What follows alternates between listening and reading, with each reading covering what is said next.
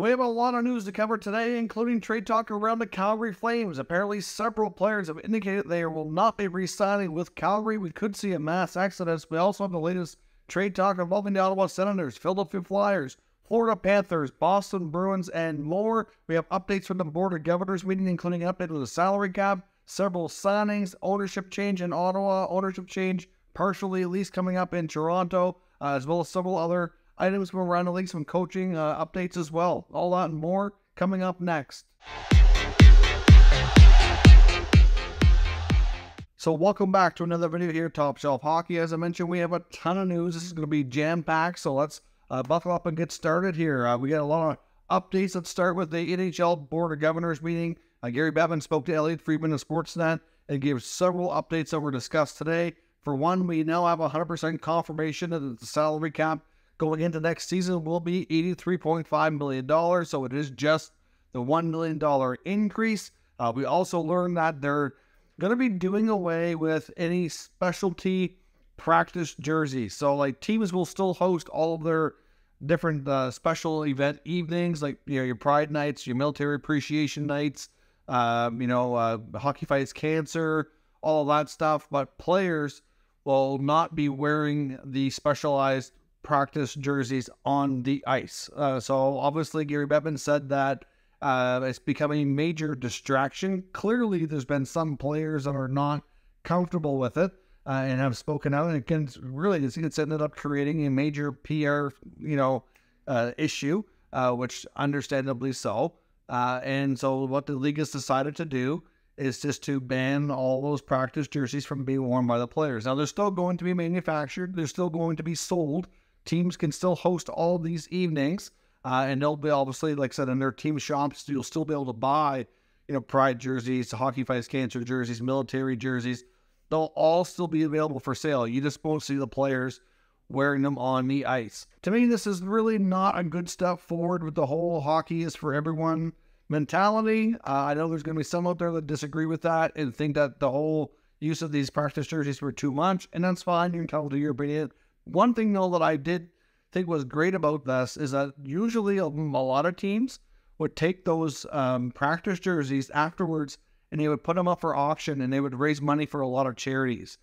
So you could be able to buy, game-worn practice jersey, whatever. Sometimes the players would sign them, and it was a real good way for a lot of teams to generate a lot of money for local charities for a lot of the different causes that were being, repped on a certain night. So that part is not good. Hopefully they figure out a way to still do those types of things, but ultimately I do understand the distraction, but I just think they should have found ways to maybe overcome that, but that's just me. Either way, we will not be seeing it next year, but if you still want to buy those types of jerseys, they will be available for sale. We did learn as well that Larry Tannenbaum, who was a part owner of MLSE, which is the company that owns the Toronto Maple Leafs, the Toronto Raptors, the Toronto Argonauts. They have a soccer team. They have a lot under that conglomerate. But Larry Tannenbaum was 25% stakeholder. Rogers and Bell are the majority holders, having 37.5% each. Larry Tannenbaum is selling a major stake. We don't know the exact percentage, but a big chunk of his 25% is being sold. It was being sold to an Ontario pension plan, and apparently at the executive committee has already approved that sale. We're just learning about it here now. Larry Tannenbaum, of course, is the executive, sits on the executive committee for the NHL Board of Governors. He's the chairman for MLSE. Like, all that still remaining intact. This is basically just an investment move. MLSE, though, as a whole, was valued at $8 billion, which is phenomenal. I mean, obviously, you can't compare that to NHL teams because it is not, yes, largely the Toronto Maple Leafs is a big part of that, but they also have, like, the Raptors are pretty valuable entity on its own as well, and then you have the football and the soccer and everything else that they have their hands on there as well. So $8 billion total value for MLSE, which is kind of crazy, but that's where things are heading. We also learned that the Ottawa sale with Michael Andlauer likely won't close until September. Bettman did confirm as far as Michael Andlauer's ability to have any control or say in any matters with the team. He said essentially the chairman on their board of directors is running the Senators right now as the trust for the Melnyk family. They can involve Michael Andlauer as much or as little as they want. If they want to have him advise on decision-making, they can. But essentially, for right now, he won't really be able to do his own thing and have full control until it closes. So essentially, the ones running the team are still running the team. Nothing has changed in that regard.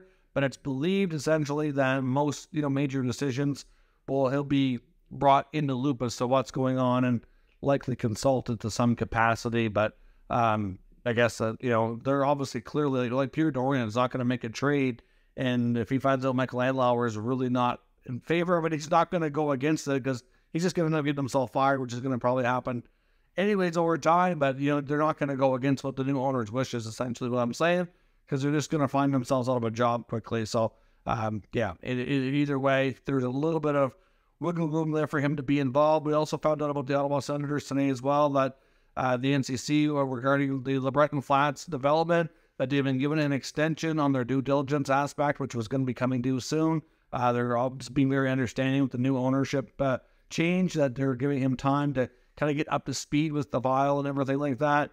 So they're going to be given a little bit more time, but they're confident that they can work something out. We've also heard that the NCC is also willing to renegotiate a little bit as far as the size of the land that's going to be involved here with this project, assuming the arena deal goes forward, that they are willing to talk and give them a larger parcel of land, because I know that was a concern for, I'm not sure if it was a concern for Andlauer, but I know it was a concern for some of the other groups for sure that were involved in the bidding process to buy the team, that they were looking at other options for, other sites in the downtown area that may work for a new arena for Ottawa as well. So we'll see on that front.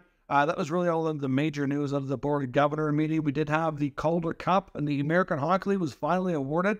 It went to Game 7 and overtime last night, which we saw the Hershey Bears do battle with the first season of the Coachella Valley Firebirds, which is the affiliate for the Seattle Kraken. So they go all the way to the final. They had a 2-0 series lead, and Hershey came all the way back, had a 3-2 lead, and then Coachella Valley forced Game 7.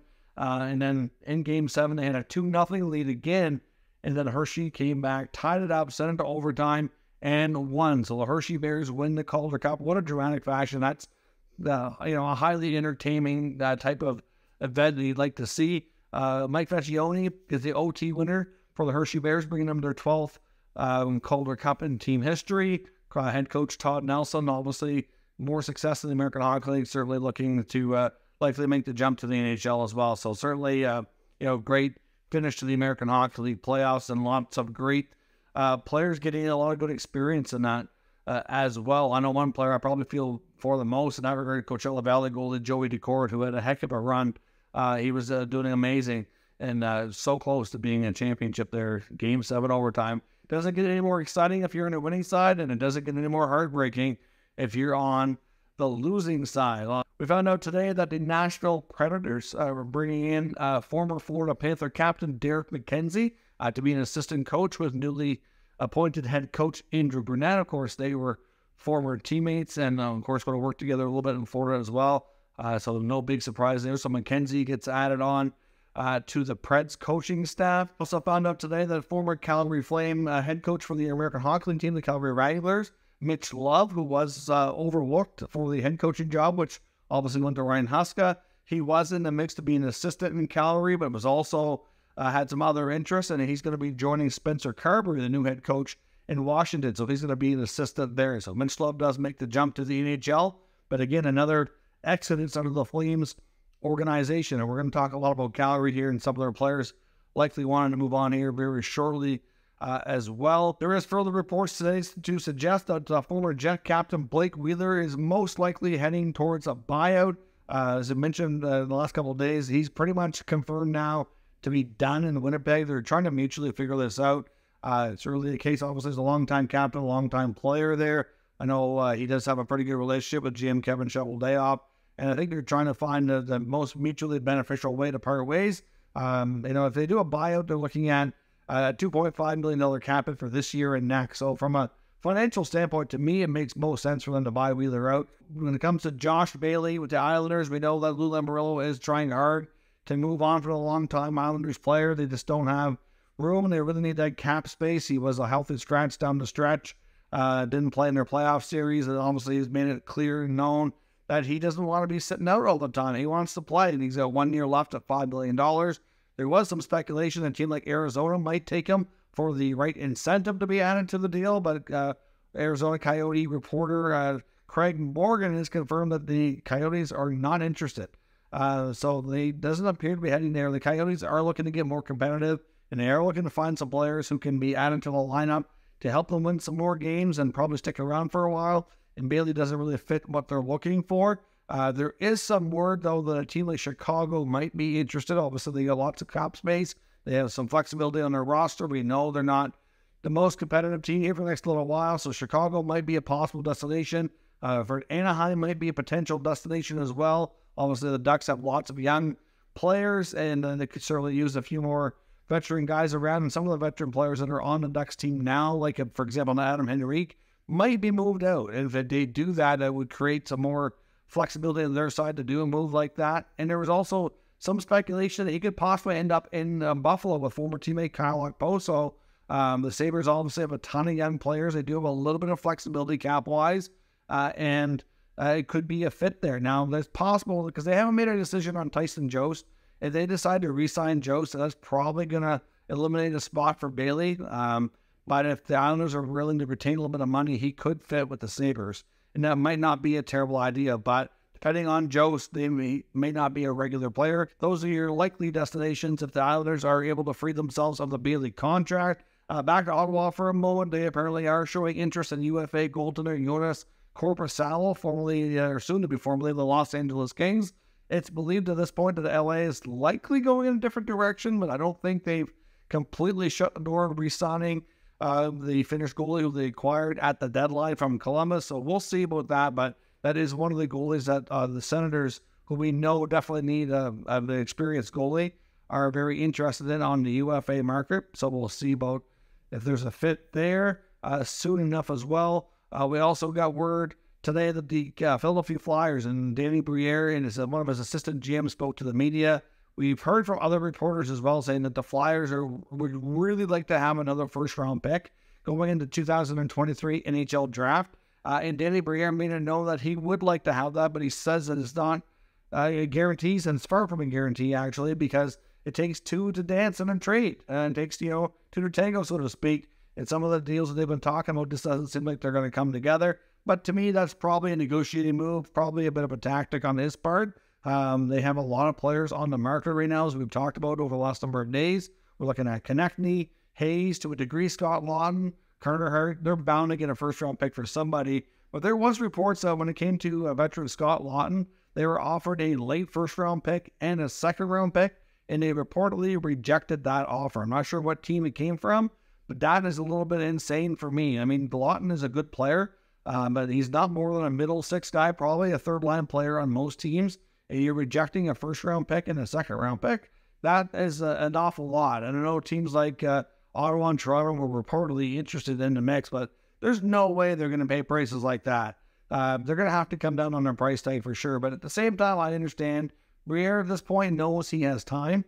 He's going to take it. And he's also going to get the best deal to try to leverage what the return's going to be. That's his job. And that's no doubt what he's doing here. To me, he's trying to use this media opportunity to kind of talk a little bit about what teams are offering and to try to get them bidding against each other. At the end of the day, when he gets to the draft, he wants teams to think that they need to up their ante and increase their price to get a deal done. He may have to fall back and readjust his asking price if he's real serious about getting some of these trades done, because that is kind of like asking for the moon. But hey, you know what? There's no harm in asking. What if a team is willing to pay up and give it to you? You look like a genius and you walk away with a ransom. If it doesn't work out, then maybe it backfires. You come back down to earth and you get a more reasonable return, but it, doesn't mean you don't try. So to me, this is a bit of a negotiating tactic on their part. We'll see what happens, but given the number of players the Flyers are open to moving, I don't see why they couldn't get another first-round pick before the first round of the draft is done and over with. Reports out of Boston, too, indicate that one of their teammates, active teammates, spoke to a media member anonymously and said that based on what they're hearing within the team, that they're not expecting Patrice Bergeron or David Krejci to return next season. That's not a huge shocker based on how their season ended and when the way they were going off the ice. It sure looked like that was the end for Bergeron for me. I personally would love to see him continue play. I've been a fan of his for a long time. He's one of the league's top guys, not only on the ice, but off the ice as well. Be a real shame if he calls her quits, but at the same time, you got to understand when it's time for family and there's other things taking over your priorities in life when you start to get older like that. So, it might very well be the end. I think it is pretty likely. But if that's the case, you got to expect the Bruins to be in on the trade market. They're still analyzing moving a handful of different players, such as Taylor Hall, Matt Grzelcyk, for example. They're going to need help at center. The center position is going to be real thin, and they're going to be working from a position of weakness there. And they need to find ways to cut costs elsewhere because they don't have much of a cap room to work with. So they're going to have to move out to kind of get a new jig going here in Boston, in my opinion. I think that's what they need to do. And I think actually one of the teams we're going to talk about here in a moment, the Flames, I think there could be a potential deal there that makes a lot of sense. And I'll get into that in just a second. But before we get into Calgary, I want to jump over to Florida. We know that the Florida Panthers are another team looking for defense. They are going to be in rough shape to start next season. They already have, it's fair to say, their decor is the weak link of the team. They played out of their minds early in the playoffs, but as the teams got tougher and they went deeper in the playoffs, they looked a little bit more normal to me. But going into last season, that was my concern for Florida was their blue line. Especially after moving Mackenzie Weegar, they never really got any better. They just don't. They're a whole. It's kind of hard to explain how they became such a strong playoff team. That team did have players all kind of running in the same system. They had the same goals. Maurice just had them firing on all cylinders, and they definitely exceeded expectations. But they're going to start next year without Brandon Montour and Aaron Ekblad, possibly for the first couple months of the year. And they're already potentially looking for help on the blue line as it was because of some expiring contracts. Radko Gudas may or may not be back. We don't know yet. And then you get those two guys that are going to be injured for a few months. That's not looking good. So clearly they're exploring a lot of different defense traits. And one of the names that's been popping up for them to move, that teams are asking about, this is not necessarily a case of Florida offering him up. This is just teams looking at their roster going, well, who might they want to trade or who might they be willing to trade that we would be interested in? And the name that's popping up a lot is Anthony Duclair. Duclair's not a player making a ton of money, but he's given a good value for what he makes and good character player.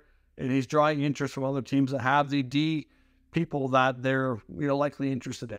Now, as I mentioned as well, we do have a bit of an update on Alex Debrincat. Bruce Garriock of the Ottawa Sun and TSN are reporting that the two teams that are showing the most interest right now in Debrincat is the Dallas Stars and the Detroit Red Wings. Of course, one's in the other conference and one's a division rival, also rebuilding, coming out of the same sort of process as the Senators and battling in the standings neck and neck. So obviously, I think they'd have a preference to not trade to Detroit, but if they give you the best offer and you become a better team because of it, I think you need to do it. But at the same time, Dallas, I think, could be a good competitor here. And to be honest, I wouldn't be shocked if multiple moves could be made here from the Senators looking around the league. But at the same time, if you're looking at Dallas, you got to think of a player like a Logan Stankoven, a top prospect, and maybe the second-round pick or something like that, in fact, could get the deal done. If you look at what the Senators paid, they paid the first, second, and the third. They might have to give up. They may have to get a little bit less than they paid, given that he didn't have a great season. It's also going to depend if he signs an extension as well. If he does sign an extension, I think that they, at the very least, can get the equivalent of a first and second round pick back. And to me, if you're looking at some of these teams, they may not have a first round pick, but they might have a prospect that's a recent first round pick that to me would be just as good, especially a player like Logan Stankoven, who's had a heck of a junior career and finished real strong and will be going pro next year. To me, he's already ripened enough that he might be able to make the NHL next year or maybe within a year after that. So to me, he's a great prospect. If you can get Logan Stankoven in a second-round pick, maybe you have to take another contract for cap purposes.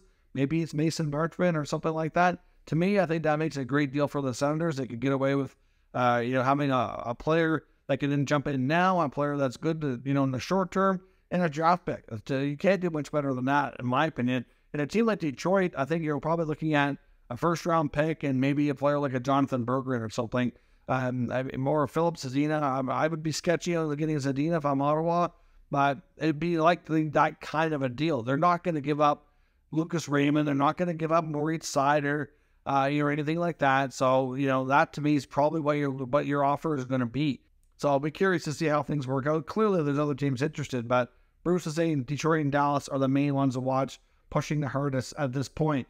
Now, as I mentioned, the Calgary Flames, the Flames fans, I feel for you today. The news has kept coming in bomb after bomb after bomb of players that do not want to sign extensions and are likely getting traded. So we knew for a while now that Noah Hanifin had made it clear to the Flames organization and Craig Conroy that he was not interested in signing an extension.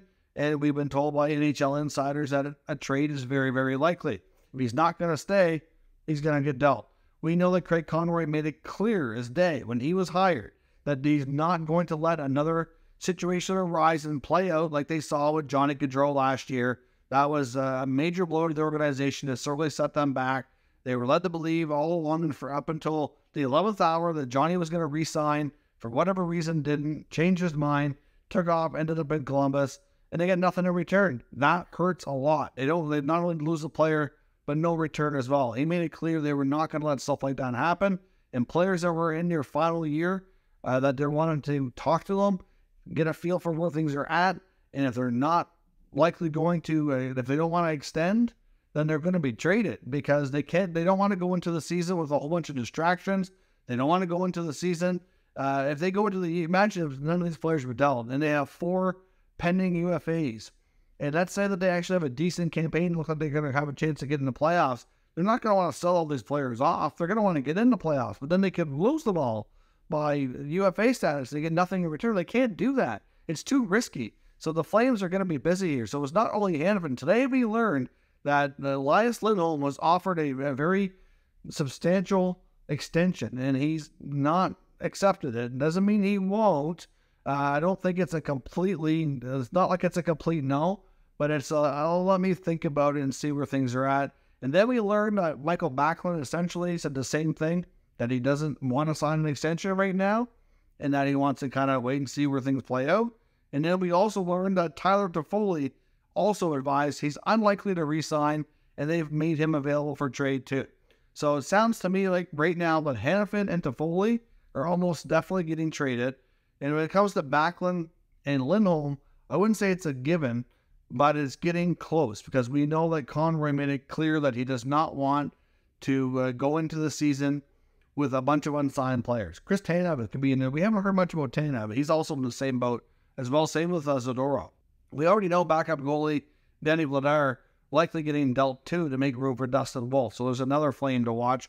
But at the same time here, like when it comes to Backlund and Lindholm, it sounds like they kind of want to wait and get through the draft and get through a free agency and see where's the team at, see how things are going, and see how I feel about the team at that point to see what the level of competitiveness. But as time goes on and some of their other teammates here have made it clear that they're not going to re-sign, you have to think that's affecting their decision of whether or not they want to stay. And to see all these other players leaving, really, I don't think Craig Conroy is going to sit around and wait to see where things are at and have the chance that his big opportunity to make trades are going to be gone. The draft and the early part of free agency is your prime time before teams spend all their money to make trades. It's just that simple. That's how the league works. If you have a player that you'd like to keep and you find out like a week after free agency that he doesn't want to stay and he won't sign, you're in rough shape. You're in trouble. Because a lot of teams have already made a lot of decisions, and you're not going to have as many teams to work with to find a deal. Doesn't mean a deal can't be done. I mean, look at the blockbuster trade from Matthew Tkachuk, Jonathan Huberdeau.